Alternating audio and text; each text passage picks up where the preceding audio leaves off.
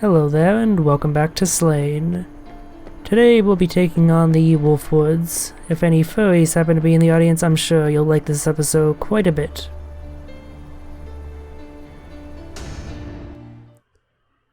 Long ago, the mighty wolves protected these magical woods, but the soil has since turned rancid, and the peaceful creatures of the forest are now defiled by evil.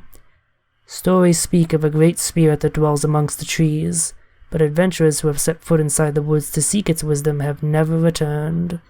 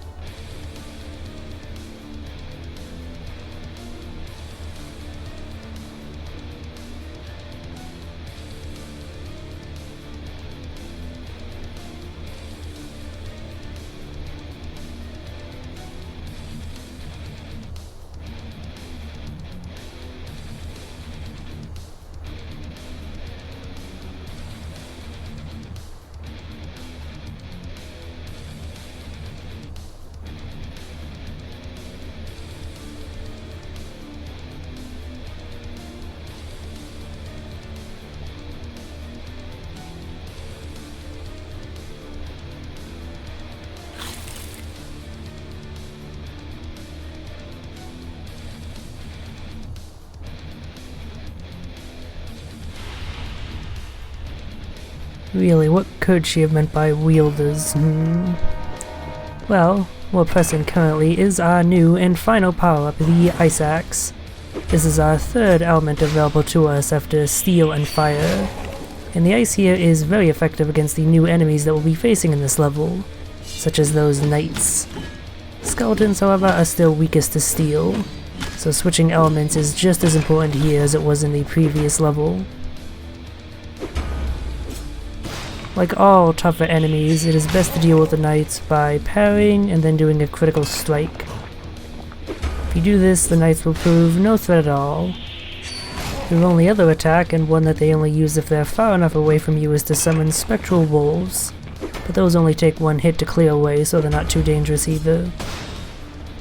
Now, I'm gonna have to be the bearer of a little bit of bad news here, and, well, those new night enemies and our new ice power-up, those are going to be the only new things for the next few minutes. For the rest of the level we'll be seeing all enemies that we've seen before, and not really encountering anything new for a fair bit.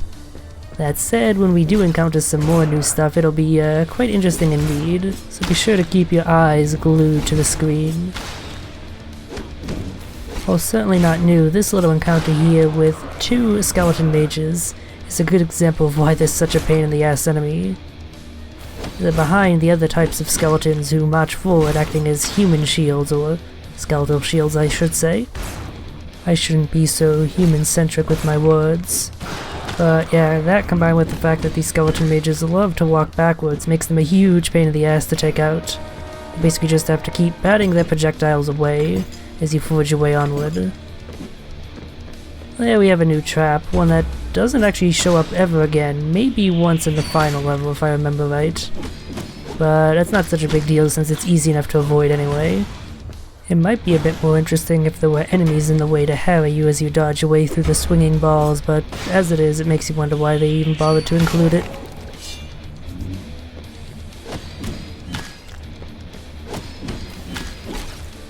So, if you thought that previous encounter with skeletal mages was bad, have a look-see at this one.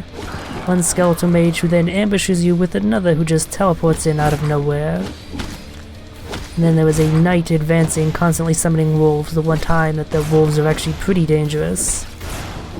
Suffice it to say, it's a tough enough encounter that it is responsible for not one, but two deaths. And it's also an excellent example of why they are my least favorite enemy in the entire game. Fuck wizards, fuck skeletons, burn them all to the ground, I say. But yeah, I'm just showing off a second attempt of this whole gauntlet here, one that goes a bit more successfully. A bit more, I said. Also, I don't know if that was just because of my video capture or if it happened in the game, but that knight just suddenly blinked away and then blinked back. That was a bit odd.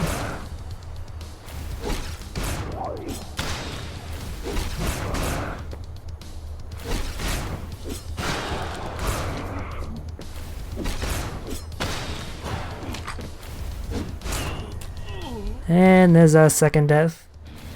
Cutting ahead a bit further this time. Taking out all of the chaff immediately so I can focus on these skeleton mages and the knight. Makes things go a lot more smooth.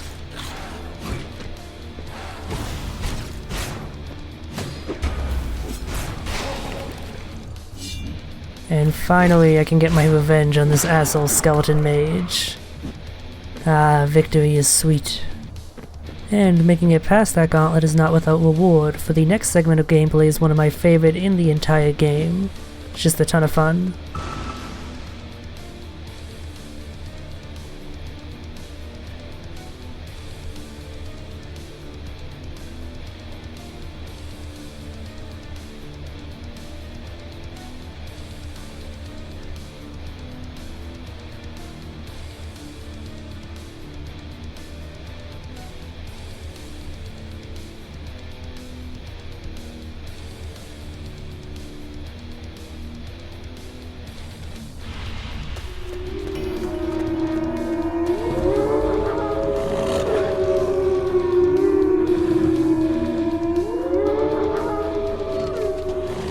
Here we go. So I mentioned before that furries would like this episode very much, and here's why. You get to transform into a badass wolf. There's really not anything that can kill you during these segments other than staying too far behind and getting killed by the giant ghost wolf. You will encounter various enemies along the way, but they do jack all to you even if you run into them, and you can kill them effortlessly with a single swipe of your claws. It's a rare moment of being legitimately way more powerful than any of the enemies you come across, and I enjoy it for all it's worth. The only downside is that the time that you get to do this is severely limited. After we beat this, there's one more section later in the level where we'll turn into a wolf for a good run, and then one more segment in the final level. But other than that, it's just regular old human us. It's actually quite a shame that this isn't a more involved mechanic, say if you could transform into several ghastly creatures throughout the game. And each of course would have its own alteration of the gameplay, one being a shooter perhaps, or another being a brawler where you just tear your way through your enemies rather than carefully timing your strikes. It would definitely go a long way to keeping the gameplay varied and interesting considering how simple the basic combat is, but alas. Maybe the devs will make a sequel and wind up doing something like that, who knows? I can only dream.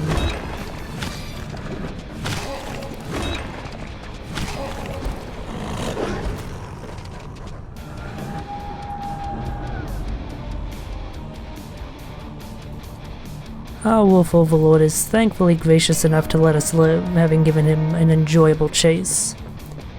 And here we come to the final challenge of this part of the stage, a mini-boss of sorts. A bunch of spectral wolves will constantly warp in and just run across the screen until you destroy them. They don't actually have any attacks, so they can only damage you by running into you. But they don't do all that much damage either, so they're really not all that threatening. This is a somewhat boring method of taking them on, but if you just stand in one of the corners and then constantly whack away with your weapon or fire off magic blasts, then you'll get through without them killing you. They just don't deal enough damage to be able to take you down. Case in point.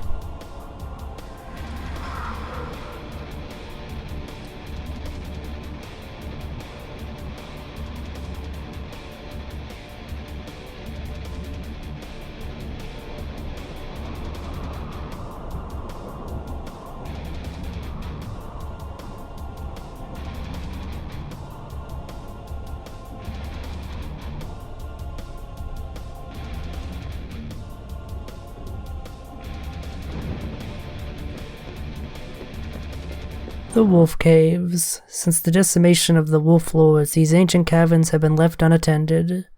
Thrall's taint now permeates the sacred chambers.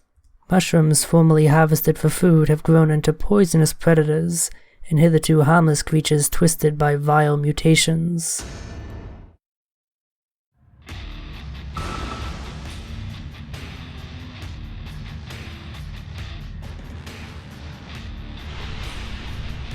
So, here we come to the Wolf Caves, and they immediately introduce a new enemy type, not this knight of course, just beyond him. These small, ground-crawling lumps of slime, and actually show off, I think for the first time, the ground attack, which honestly isn't too useful. The first hit of your combo hits low enough to the ground to hit anything, and it's a bit quicker to perform, so there's really no reason to ever use that.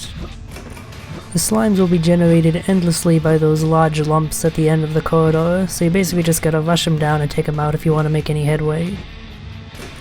Now, as you may have intuited already, following the pattern set by previous levels, the second portion of this stage is very vertically oriented. But this stage actually takes it a step further, as we'll be seeing in the near future. This block here can be pushed. This one does absolutely nothing, it's just here to introduce you to the concept. The second block, however, we will be using for something. Now that we've flipped this switch, we need to push it over to the right here in order to actually make it up to this platform, and that's it. Probably the simplest block pushing puzzle you'll ever see in a video game. And as the hag is warning us, there is a new enemy question mark ahead. It's more like a stage hazard more than anything. If you get near it, it will attempt to attack you and eat you. You don't have to worry about getting hit though, as it does very minor damage. You do, however, have to worry about getting hit by this new asshole of an enemy, the Poison Skeleton Mage. They are the exact same as previous Skeleton Mages, except rather than simply hurting you, these projectiles spawn new enemies. So if you haven't gotten good at deflecting the projectiles, you're in for a world of hurt. Otherwise, they're no different than the regular Skeleton Mages. But yeah, as was introduced earlier, these flesh claws are used for getting further up in the levels, acting as bounce pads if you avoid their attacks. Which you can do with the handy dodge move like I did there. That's what I meant earlier by this level being even more vertically oriented than the previous ones.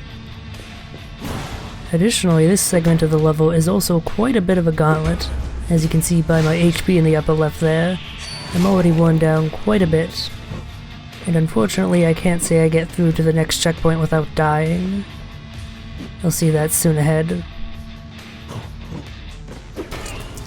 Yep, a single failed parry timing and it's death. So I don't actually make it back here in all that much better shape. Equally low health, but actually managed to make it past that guy. And he's the last actually tough enemy that you have to face on the way. As long as you can make it past a few more traps, you're good to go. I have never tossed myself up into those ceiling spikes with that flesh claw there, no siree, never. And so, not doing that thing that I just said that I have never have done on my playthroughs of this game, let's continue onward. Alright, there's actually one new enemy type in this stage, this sort of crow demon I guess you could call it. They're really not very threatening, they're minor annoyances at best. The most they can really do is interrupt your vertical ascent, cause you to drop down. And even if they hit you, they don't even do much damage, so as long as you don't fall into a trap after they've done so, you're pretty much good, you've just lost time. Which is why I consider them more an annoyance than anything.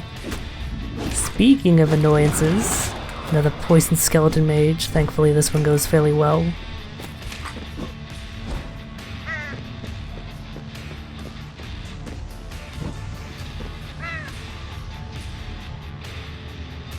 At this point, traversing through the level starts to get a bit repetitive, which is constantly hitting switches to make elevators to appear to ride them up further into the level. Thankfully, we're pretty damn close to the final section of the level where things actually vary up a little bit. Riding this final elevator, you may have to bat away a few crow demons, depending on their pattern, but otherwise you can just ignore them.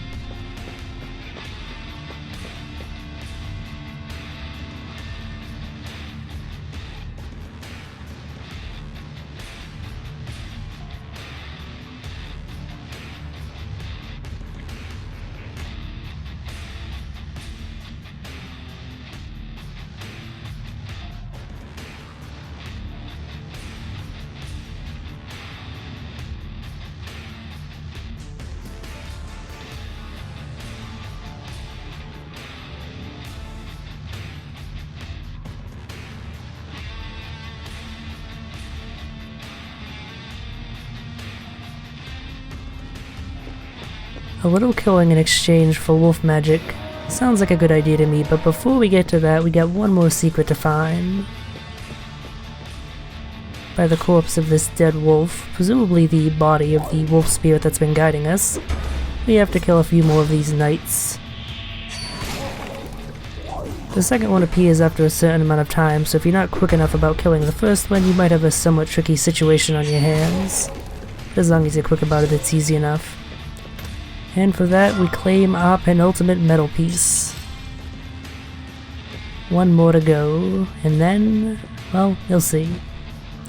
But let's get to doing the task that we promised to do. This here is a straight up gauntlet where we have to fight several waves of enemies coming at us. Although it starts off pretty tame.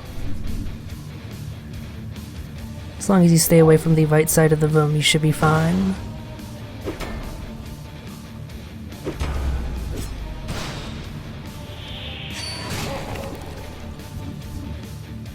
But for the third wave, we actually have the new Keeper enemy.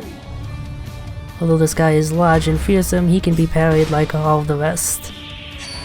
Just make sure that you're using ice. If you try and use steel or fire, this fight will drag on forever. Trust me, I've tried. But of course, that was only the first of the 3 keepers that we need to take down. And that's why I saved that heart there. It's the only one we're getting for a good bit, so it's best to save it in the transition between the 2 rounds. Now, you may be tempted to use your mana blast to take out all of the enemies here, but I recommend saving it for the next wave. This one is tame compared to what comes next. But we got skeleton mages. That said, I don't actually use it here myself, I think because I was expecting there to be another wave beyond this one with even more skeleton mages.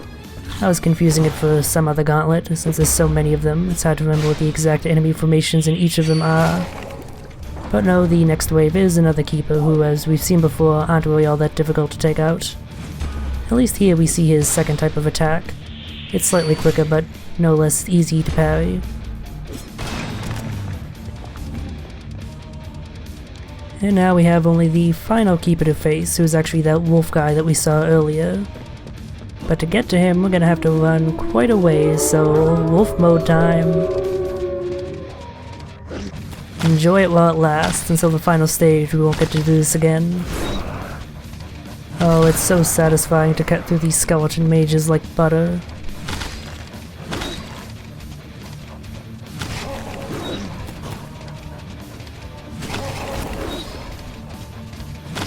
And yeah, as I mentioned before, you are ridiculously tanky as a wolf. It's a shame you couldn't permanently be in that mode. It would make the game a lot easier, that's for sure. But here we have our boss.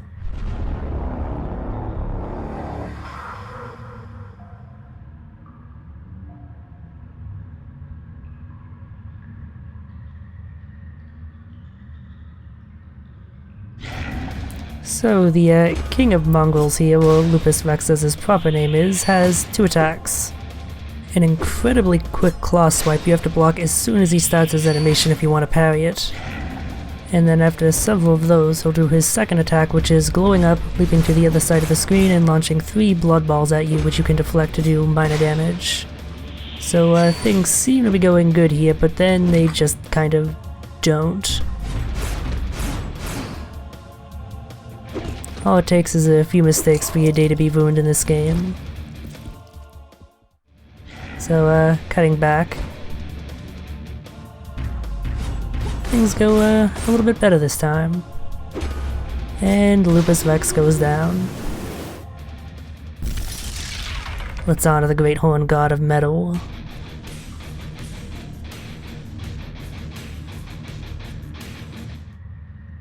I was headbanging in real life. I hope you were too.